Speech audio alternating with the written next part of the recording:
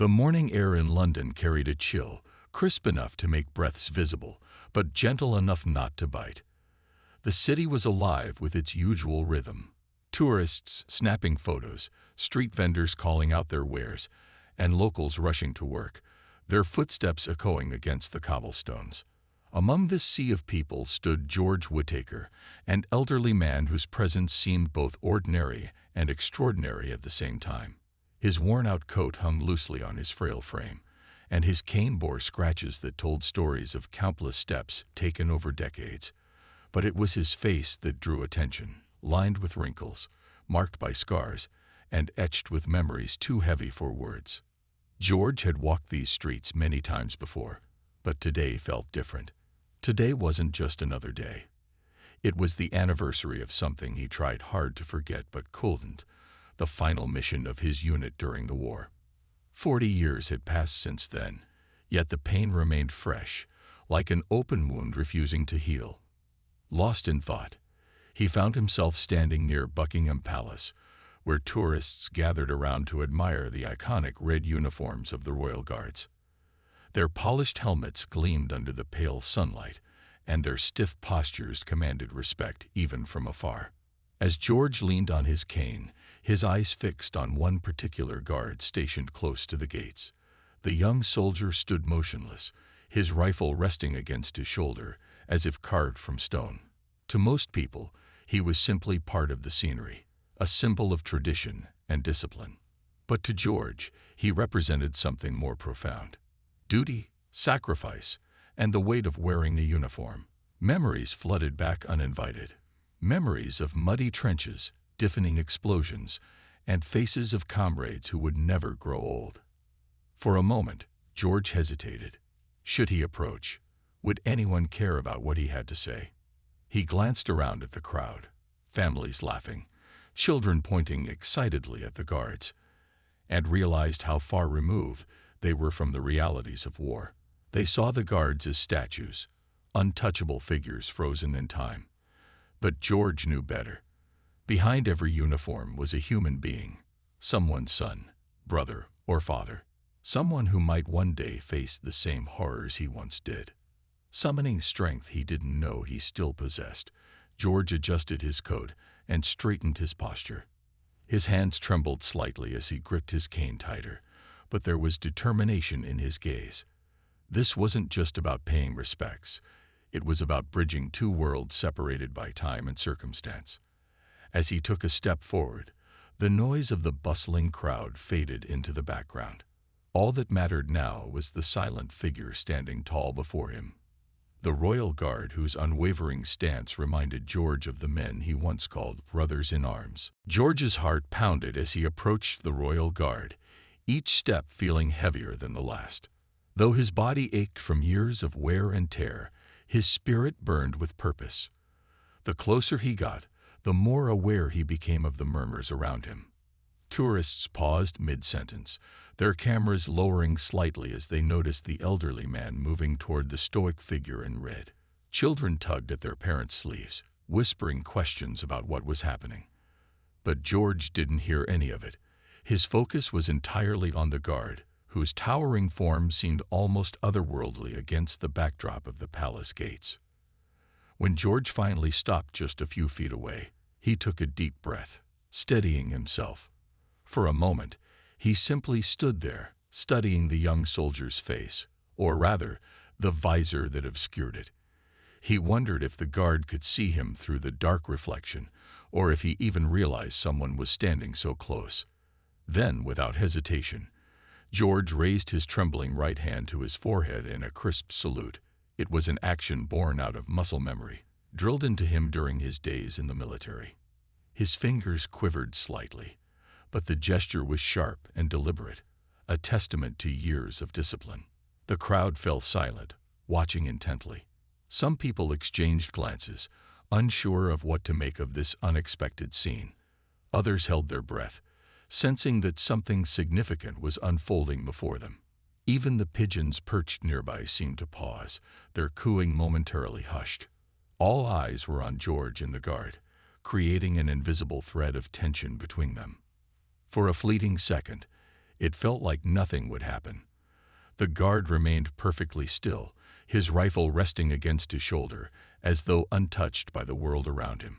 Protocol dictated that he stay motionless, unyielding no matter the circumstance. Yet, as George held his salute, something shifted. Perhaps it was the sincerity in the veteran's weathered face, or maybe it was the weight of history carried in that single gesture. Whatever it was, the guard's demeanor softened ever so slightly, imperceptible to most, but undeniable to those who looked closely. Then, slowly, almost imperceptibly, the guard moved. His gloved hand left the rifle, rising steadily until it reached his temple in a flawless salute. The movement was precise, practiced, yet infused with a quiet grace that transcended mere duty. Time seemed to stand still as the two men locked gazes, or at least as much as they could through the guard's visor. In that moment, decades melted away, bridging the gap between past and present, civilian and soldier, elder and youth. The crowd erupted into soft gasps and murmurs. A woman clutched her chest, tears welling up in her eyes. A father knelt beside his son, explaining the significance of what they were witnessing. Cameras clicked furiously, capturing the exchange for posterity. What had started as a simple act of respect had transformed into something far greater, a powerful reminder of the bonds forged through service and sacrifice. George lowered his hand slowly, his lips curving into a faint smile. There were no words exchanged, no grand speeches or declarations. Just two men, separated by age and role, connected by a shared understanding of honor and duty. And though neither spoke, the message was clear. Some gestures need no translation. The air between George and the Royal Guard seemed charged, as though an invisible thread connected them, pulling emotions from both sides into a shared moment of understanding. The crowd, now fully captivated, watched in stunned silence as the guard held his salute for a beat longer than expected. It was subtle but unmistakable, a deliberate act that went beyond protocol. For George, it wasn't just a return gesture. It felt like validation, recognition of everything he had endured and sacrificed over decades of service. Encouraged by the guard's response, George took another small step forward, leaning slightly on his cane for support. His voice, barely above a whisper at first, cut through the quiet like a blade slicing through fog. "You remind me of my boys," he said, his words trembling with emotion. He paused, collecting himself before continuing. "They were young, brave, and full of life, just like you." His gaze never wavered from the guard's visor, searching for some sign of acknowledgement behind the polished surface. As George spoke, memories flooded back unbidden, each one vivid and painful. He recounted fragments of stories about his unit, the camaraderie they shared, the jokes they told to lighten the darkness, and the promises they made to one another that could never be kept. "We thought we'd come home together," he murmured, his voice cracking under the weight of grief. "But only I came back." Tears welled up in his eyes, glistening against the pale London light, but he didn't try to wipe them away. This was not a moment for shame or hiding. It was a moment for truth. The guard listened silently, his posture unwavering despite the emotional weight of George's words. Though his face remained hidden behind the visor, there was something in his stance, a slight tilt of his head, perhaps, or the way his gloved hands rested more gently on his rifle, that suggested he was absorbing every syllable. To the onlookers, it might have seemed impossible for the guard to react emotionally while adhering to his rigid role. But those who looked closely noticed the subtle changes, the softening of his shoulders, the almost imperceptible shift in his breathing. These tiny details hinted at the humanity beneath the uniform. For the crowd gathered around, this exchange was nothing short of profound. Strangers who moments ago had been absorbed in their own lives now found themselves drawn into a story far bigger than themselves. A young couple holding hands wiped away tears, moved by the raw honesty of George's words. An elderly woman standing nearby clasped her hands together, mouthing silent prayers for the fallen soldiers George spoke of. Even children, usually restless and disinterested, stood still, sensing the gravity of the moment. What made the scene even more poignant was how ordinary it all seemed. There were no grand speeches or dramatic declarations, just a man sharing his pain with someone willing to listen. And though the guard couldn't respond verbally, his presence alone was enough. By breaking protocol to return the salute and then standing quietly as George poured out his heart, he became more than just a symbol of tradition. He became a bridge, a living link between the past and present, between those who served and those who continued to serve today. As George finished speaking, his voice trailing off into silence, the crowd erupted into spontaneous applause. Some clapped softly, others cheered louder, but all carried the same sentiment: gratitude. Gratitude for George's courage to share his story, gratitude for the guard's humanity, and gratitude for the reminder that even in silence, connections can be forged. In that fleeting yet eternal moment, two worlds collided, one rooted in history, the other in the present, and left everyone breathless with awe. The applause from the crowd lingered in the air, a gentle hum of admiration and respect that seemed to wrap around George and the royal guard like an invisible blanket. But for George, the noise faded into the background as he continued speaking, his voice softer now, but heavy with emotion. "They were good boys," he said, his gaze fixed on the guard's visor, as if trying to see through it, to find the person behind the uniform. "They deserved better than what they got." His word hung in the crisp autumn air, raw and unfiltered, carrying the weight of decades of grief. He went on to describe his unit, their laughter during rare moments of peace, their determination when faced with danger, and the quiet bravery they showed even when fear threatened to overwhelm them. He spoke of John, the youngest of the group, who always carried a harmonica and played tunes late at night to lift their spirits. He mentioned Samuel, the jokester, whose humor could lighten the darkest days. And then there was Thomas, the leader, whose steady hand guided them all until the very end. Each name rolled off George's tongue like a prayer, each memory etched into his soul as deeply as the scars on his body. The guard listened intently, his rigid stance softening ever so slightly with every word. Though his face remained hidden behind the polished visor, his demeanor shifted in ways that didn't go unnoticed. The way he adjusted his grip on the rifle, the subtle tilt of his head. It was as though he were leaning closer, not just physically but emotionally, to absorb every detail George shared. To the onlookers, this silent attentiveness spoke volumes. It wasn't just protocol anymore. It was connection, a bond forming between two soldiers separated by time, yet united by a shared understanding of sacrifice. As George recounted these stories, something remarkable happened among the crowd. People began to lower their phones, setting aside the urge to capture the moment digitally. Instead, they simply watched, listened, and felt. A young mother knelt beside her child, explaining who the men in George's stories might have been. Heroes who fought for freedom, fathers and sons who never returned home. An older gentleman removed his hat, holding it over his heart, as tears streamed down his weathered cheeks. Even teenagers, typically glued to their screens, stood transfixed, their expressions reflecting a mix of awe and sorrow. What struck everyone most was how personal George made it feel.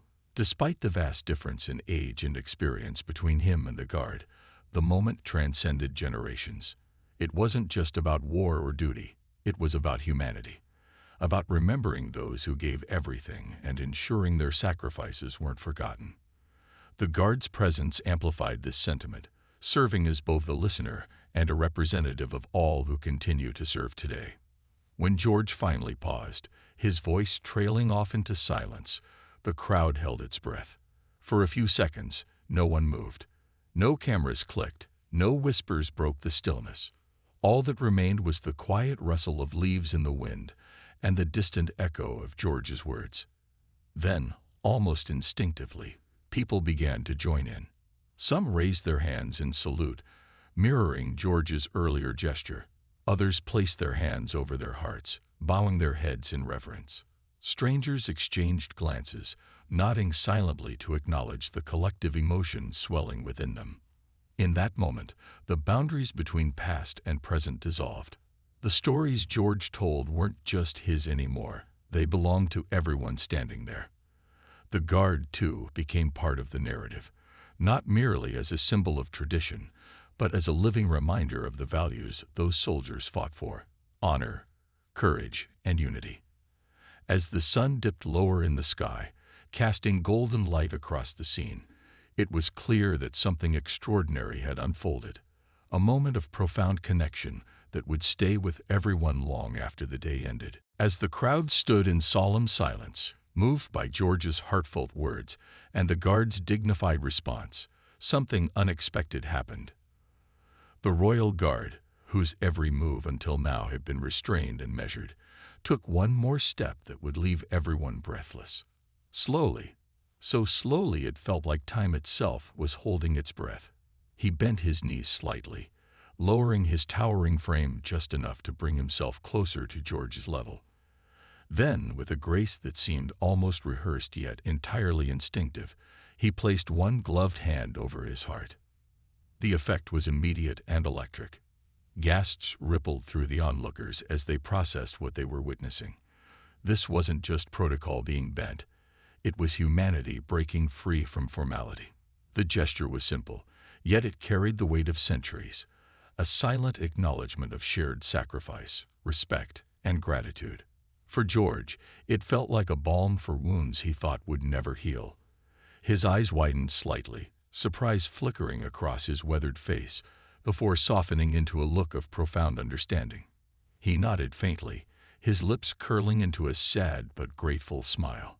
The crowd erupted again, this time not with applause but with murmurs of disbelief and admiration. "Did you see that?" Someone whispered hoarsely, their voice trembling with emotion. A young woman nearby dabbed at her eyes with a tissue, while an older man standing beside her muttered under his breath, "That's the most beautiful thing I've ever seen." Even those who didn't fully grasp the significance of the moment could feel its power, the kind of raw, unfiltered connection that transcends language and culture. What followed next was spontaneous and deeply moving. Inspired by the guard's humility, others began to join in. A middle-aged couple stepped forward, raising their hands in salute to both George and the guard. Their action sparked a chain reaction. One by one, people around them followed suit. Tourists, locals, even children raised their hands in unison, creating a sea of salutes that stretched far beyond the immediate circle. Some simply stood with their hands over their hearts, heads bowed in quiet reverence. It was as if the entire gathering had transformed into a living tribute, each person adding their own piece to the mosaic of respect and remembrance. Even the pigeons seemed to sense the gravity of the moment, taking flight en masse and circling above the scene before disappearing into the gray London sky. The air buzzed with emotion, a palpable energy that bound everyone together in shared awe. Cameras clicked furiously, capturing the spectacle, but no photograph could truly encapsulate the depth of feeling that hung heavy in the atmosphere. For George, the moment was overwhelming. Tears streamed freely down his cheeks now, unchecked and unashamed. He had come here alone, seeking nothing more than to pay his respects, but instead, he found himself surrounded by strangers who understood, or at least tried to understand, the burden he carried.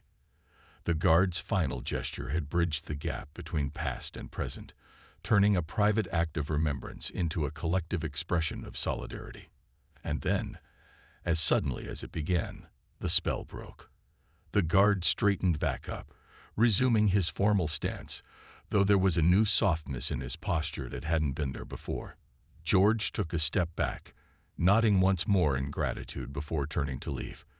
But as he walked away, supported by his cane and flanked by murmurs of thanks from the crowd, it was clear that something monumental had occurred. This wasn't just about two men or even the war they represented. It was about humanity choosing to rise above rules and routines to honor the sacrifices of those who came before. In that fleeting yet eternal moment, everyone present became part of something greater, a legacy of unity, compassion, and unwavering respect. Unbeknownst to George, the young royal guard, or anyone in the crowd that day, their profound moment of connection had been captured, not just in memory but on video. A teenage girl standing at the edge of the gathering had discreetly recorded the entire scene on her phone, her hands trembling slightly as she zoomed in on George's weathered face and the guard's rare show of humanity. She hadn't planned to share it. She simply wanted to preserve the moment for herself, a reminder of something beautiful in a world often clouded by chaos. But later that evening, moved by the weight of what she'd witnessed, she uploaded the clip to social media with a simple caption. "Today, I saw courage meet compassion." The video spread like wildfire. Within hours, it had thousands of views, then tens of thousands, and soon millions. People from all corners of the globe were captivated by the raw emotion and dignity displayed in those few minutes outside Buckingham Palace. Comment sections overflowed with messages of gratitude, admiration, and heartbreak. Veterans shared their own stories of loss and resilience, while active duty soldiers expressed pride in seeing one of their own honor the legacy of those who served before them. Strangers tagged friends and family members, urging them to watch, saying things like, "This is why we must never forget," and "This is humanity at its finest." News outlets quickly picked up the story, dubbing it the salute that moved a nation. Journalists scrambled to piece together details about George and the guard, eager to learn more about the men behind the viral moment. Reporters camped outside George's modest home, hoping for an interview, while others reached out to the palace for confirmation of the guard's identity. The public outcry was overwhelming, not just curiosity, but a collective desire to celebrate this act of unity and respect. As the days passed, George found himself thrust into an unexpected spotlight. Letters poured in from across the country and beyond, many addressed simply to the veteran who saluted. Some contained heartfelt notes thanking him for his service and sacrifice, while others included small tokens of appreciation. Handwritten poems, drawings from children, even medals awarded posthumously to fallen soldiers. Each item brought tears to his eyes, not because of the praise, but because it reminded him that his unit hadn't been forgotten. Their names, though spoken only softly in his memories, were now echoing through homes and hearts worldwide. Meanwhile, Corporal James Calloway, the guard who broke protocol, faced scrutiny within his ranks. Military officials convened meetings to discuss whether his actions warranted disciplinary action. Breaking protocol, after all, was serious business, especially for someone representing the monarchy. Yet, public sentiment overwhelmingly favored leniency. Petitions circulated online, gathering hundreds of thousands of signatures demanding recognition rather than punishment for Calloway's gesture. Editorials argued that his actions embodied the very spirit of service and empathy expected of Britain's armed forces.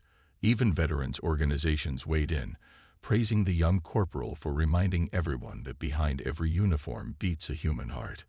Amid the whirlwind, both George and James remained largely silent.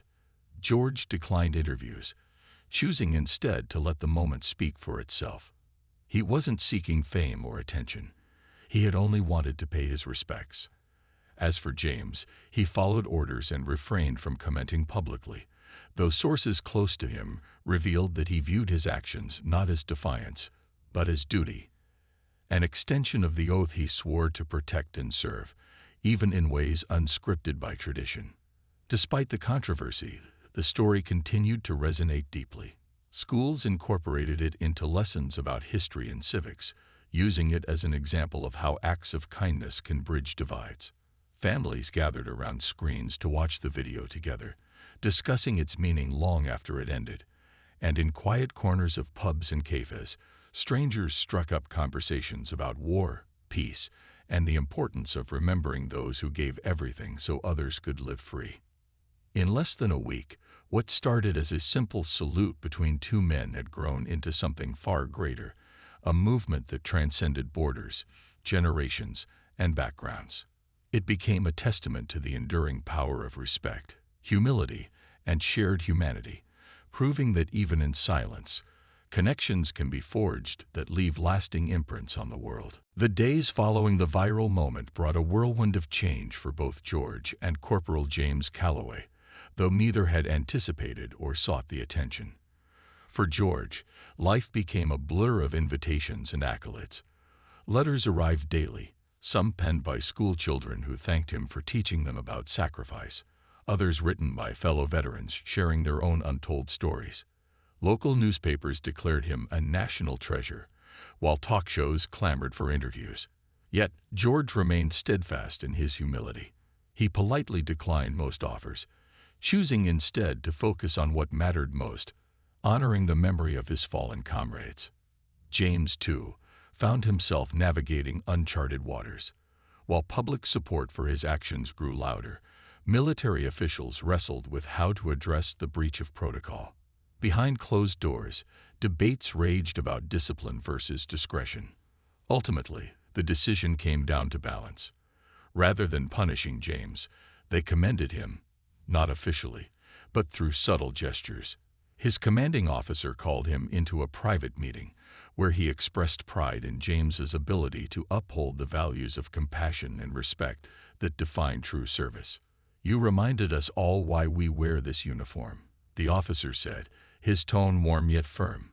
It was enough to quiet any lingering doubts within the ranks. Meanwhile, the story continued to ripple outward, touching lives in ways no one could have predicted. Schools across the country began organizing assemblies centered around themes of gratitude and remembrance. Teachers played the now-famous video, pausing at key moments to discuss its significance. Students were encouraged to write essays or create art inspired by the moment, sparking creativity and reflection among the younger generation. One class even launched a project to research local war heroes, ensuring their names and sacrifices wouldn't fade from memory. In response to overwhelming public demand, calls arose to commemorate the event formally. A proposal was made to erect a memorial near Buckingham Palace, a plaque dedicated not only to George's unit, but to all who served and sacrificed. The idea gained traction quickly, fueled by donations pouring in from every corner of the globe. Veterans groups, royal supporters, and ordinary citizens rallied together, united by a shared desire to preserve the legacy of that day. Within months, plans were finalized, and construction began. As news of the memorial spread, invitations flooded George's mailbox once again, this time to attend the unveiling ceremony. Initially hesitant, he eventually agreed, moved by the thought of standing alongside those who wished to honor his brothers in arms. Similarly, James received an invitation, marking the first time he and George would meet face to face since the unforgettable encounter. Though nervous about meeting the man whose words had stirred such deep emotions in him, James felt a profound sense of purpose knowing he played a role in keeping memories alive. On the morning of the unveiling, crowds gathered under overcast skies, the air thick with anticipation. Veterans wearing faded uniforms stood shoulder to shoulder with families holding flowers, while members of the royal family looked on from a reserved section. When George and James appeared side by side, walking slowly toward the podium, the crowd erupted into applause. Cameras flashed, capturing their expressions, one weathered by years of pain, the other youthful yet wise beyond his years. They exchanged a brief nod, wordless but full of understanding. When the plaque was revealed, etched with the poignant phrase, "Even in silence, we remember," tears flowed freely. George stepped forward to speak, his voice steady despite the weight of emotion. "This isn't just for me or my boys," he said, gesturing to the inscription. "It's for everyone who gave everything, so we could stand here today." His words hung in the air, resonating deeply with everyone present. As he stepped back, James saluted, not as a guard bound by protocol, but as a soldier paying tribute to a legacy bigger than himself. That day marked more than the unveiling of a plaque. It symbolized unity, healing, and the enduring power of human connection.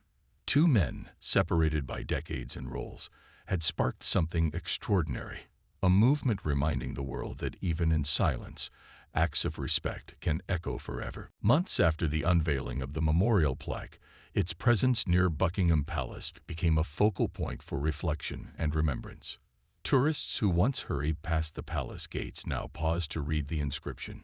Even in silence, we remember. Their expressions shifting from curiosity to reverence. Flowers, flags, and handwritten notes began appearing at its base, left by strangers touched by the story behind it. For George, the plaque was more than just stone and words.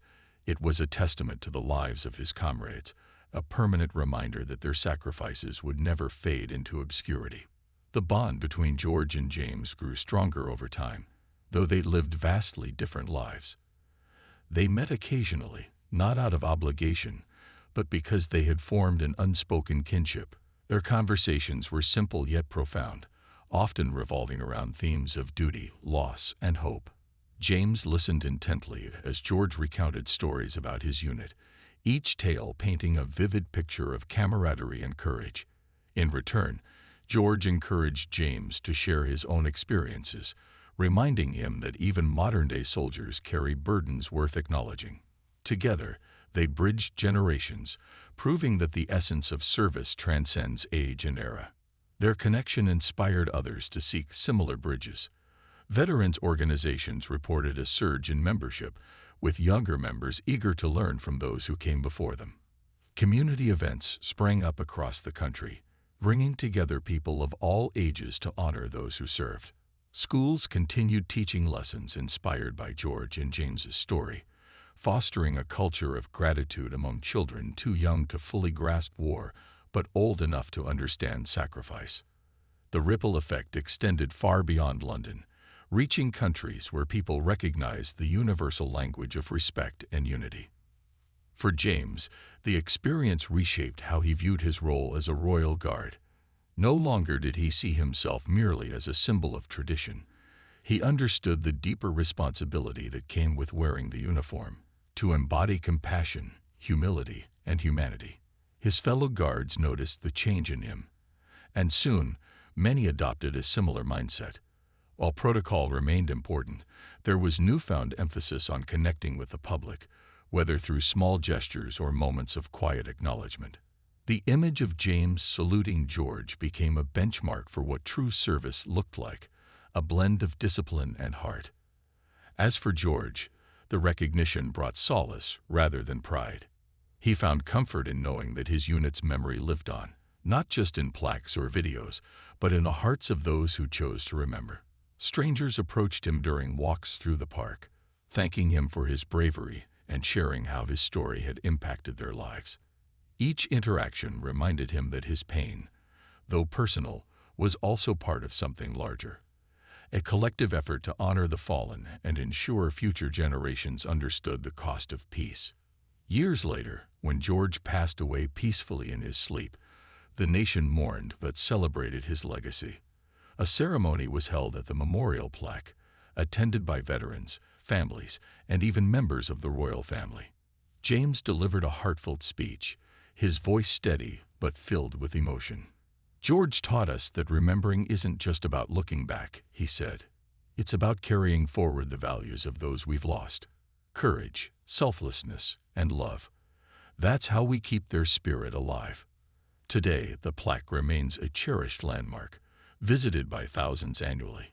It stands as a beacon of unity, reminding everyone who sees it that acts of respect, no matter how small, can spark movements of healing and connection. What started as a single salute between two men evolved into a legacy of shared humanity, proving that even in silence, we have the power to bring people together and create lasting change.